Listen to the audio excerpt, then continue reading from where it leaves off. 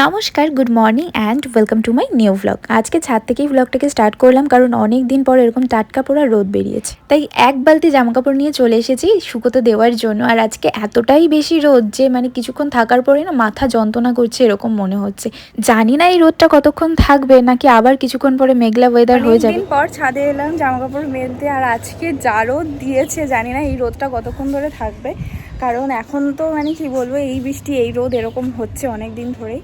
তো আজকে বেশ কড়া রোদ্দুর উঠেছে, তো ভাবলাম ওই জন্য ছাদে গিয়ে জামাকাপড় কয়েকটা মেলে দিয়ে আসি। কারণ বারান্দায় শুকোতে না বারান্দার হাল একদম খারাপ হয়ে গেছে।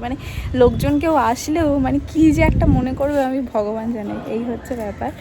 তো সেই জন্য ভাবলাম যে কয়েকটা জামাকাপড় তাহলে এখানে শুকিয়ে নিই। চলো এবার নিচে যাব। আসলে এত রোদ না, আবার এমনি সময় রোদের দেখা পাওয়া যায় না। আজকে এত রোদ যে মাথা যন্ত্রণা করছে রোদের চক্করে। তো ওই জন্য তাড়াতাড়ি করে নিচে চলে যাব। আজকে বেসিক্যালি আজকে অনেক কিছু প্ল্যান আছে। কালকে তো আমি চিলি চিকেন বানিয়েছিলাম, সেটা এত সুন্দর খেতে হয়েছে, পুরো আমার মা যেভাবে রান্না করে ঠিক টেস্টটা ওরকমই হয়েছে। আর আমার তো মনে হচ্ছে আমি রান্না করেছিলাম, মা রান্না করেছে, আমি বুঝতে পারছি না। আমি সব লোককে বলছিলাম মাই মনে হচ্ছে যেন এসে আমাদের বাড়িতে রান্নাটা করে দিয়ে গেছে এরকম। তো আমি নিজেও বুঝতে পারিনি। আর আজকে বেসিক্যালি আমার আগের বার এক ননদের বাড়িতে গিয়েছিলাম নিউ টাউনে। তো সেই ননদ মামা শ্বশুরের বাড়িতে এসেছে কালকে। তো কালকে ছিল হচ্ছে মামি শাশুড়ির চোখ অপারেশন। তো সেই কারণে ছানি অপারেশনের জন্য ও এসেছিলো। এবার মামি এখন একটু ঠিকঠাক আছে। আমি যেখানে আর কি চোখ দেখাতে যাই আর কি, সেই ক্লিনিক বলতে কি হসপিটালে। তো যাই হোক, কালকে থেকে ও ওখানে আছে। তো আজকে বলেছে আমাদের বাড়িতে দেখা করতে আসবে সন্ধ্যেবেলাতে। তো মা বলছে একেবারে রাতে ডিনারটা তাহলে আমাদের বাড়িতেই করা হবে। তো সেই অনুযায়ী আমাকে বলছে যে তাহলে কী করা যায়। ও আমাকে বলছিল বিরিয়ানি করতে। এবার বিরিয়ানিটা না অতটাও ওয়াও ব্যাপারটা আমার এখনও পর্যন্ত হয়নি, ঠিক আছে। কীরকম একটা যেন বাড়ির ঘরোয়া বিরিয়ানি আমরা নিজেদের মধ্যে খাওয়াটা একটা আলাদা ব্যাপার, কিন্তু কেউ লোকজন আসবে তো তাদেরকে একটা সেইভাবেই একটা কিছু প্রেজেন্টেশন করতে হয়, তাই না। তো প্রথমবার বলতে কি আগেও অনেকবার এসছি, কিন্তু যেহেতু এখন আমি চলে এসেছি তো ওদের একটা এক্সপেকটেশন থাকতে পারে আমার দিক থেকে। তো আমি ওই জন্য বলে আমি যেটা ভালো পারি আমি সেটাই করব। তো সেই জন্য আজকে চিলি চিকেন আবারও বানাবো। রেসিপি তো আগের দিন তোমাদেরকে টুকটাক একটু শেয়ার করেছি, তো আজকে আর সেরকমভাবে কিছু শেয়ার করব না, অল্প কিছু একটুখানি শেয়ার করব।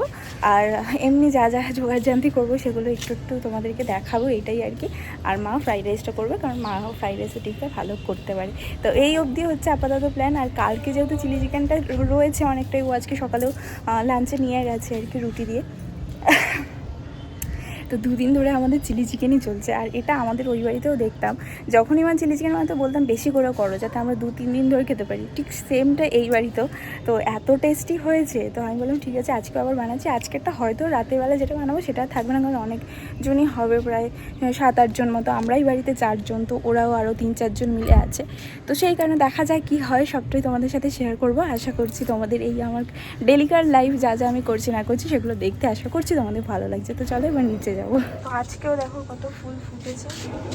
আর বালতিটা নিয়ে কি বলছি আমি, বালতি এই দেখো আজকে প্রচুর ফুল ফুটেছে। আর আজকে ওই লাল যে বড় যে জবাটা ফোটে ওটা একটা ফুটেছে, এইটা একটা ফুটেছে। আর এখানে এই পিঙ্ক কালারের যেগুলো হয় দুধে আলতা কালার, এইগুলো মোটামুটি 1-2 ফুটেছে। আর এখানে হচ্ছে এই যে সাদা জবাও আছে। তো নিচে এসে সবার আগে আমি ব্রেকফাস্টটা করে নিলাম। ওই যে আগের দিনে চিলি চিকেনটা ছিল সেটা দিয়ে রুটি খাচ্ছি। এরপর লাঞ্চেও আমরা চিলি চিকেনই খাবো, কারণ ভাত দিয়েও খেয়ে নেবো, কারণ অনেকটাই রয়েছে এখনও পর্যন্ত। তো এটা তো খেয়ে তো শেষ করতেই হবে, তাই না, নাহলে তো নষ্ট হয়ে যাবে জিনিসগুলো। আর আমাদের বাড়িতে কিন্তু বাসি বা অবাসি এরকম কোনো ব্যাপার নেই, যদি এক্সট্রা থাকে তাহলে সেটা আমরা খেয়ে নিই, ওয়েস্ট হতে দিই না। আজকে যেহেতু কোনো রান্নার চাপ নেই সেই কারণে একটুখানি আলু ভেজে নিলেই হয়ে যাবে, তাই ছটপট করে আলুটা কেটে নিচ্ছি। আর তার সাথে সন্ধেবেলা ওই যে বললাম চিলি চিকেন বানাবো, তাই জন্য এখনই আলু পেঁয়াজ আলু না, পেঁয়াজ আদা রসুন ক্যাপসিকাম এগুলো সমস্ত কিছু এখনই কেটে কুটে রেখে দেবো, কারণ আজকে পরিমাণেও অনেকটা চিকেন, তাই ভাজতেও অনেকটা বেশি সময় লাগবে। আর তখন যদি কাটাকাটি করতে যাই তাহলে সেই সময়টা মানে কুলিয়ে উঠতে পারবো না, তার মধ্যে ওরাও চলে আসলে একটু তো গল্প করতে হয়, তাই না, তখন যদি রান্নাবান্না করি।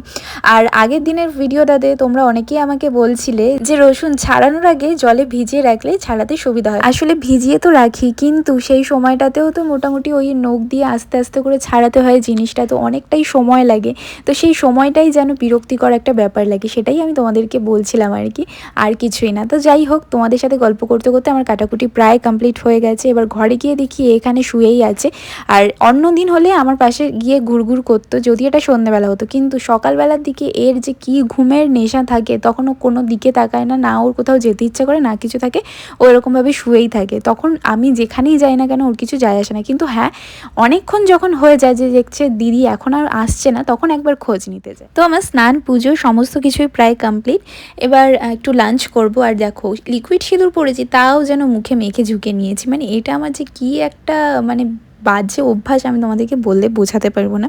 আচ্ছা, তার সাথে সাথে আজকে একটা কথা বলে রাখছি, আজকে বিকেলে যে ননদরা আমার আসবে তাদেরকে আমি কোনোভাবেই তোমাদের সামনে দেখাবো না বা কোনো ভিডিও করব না।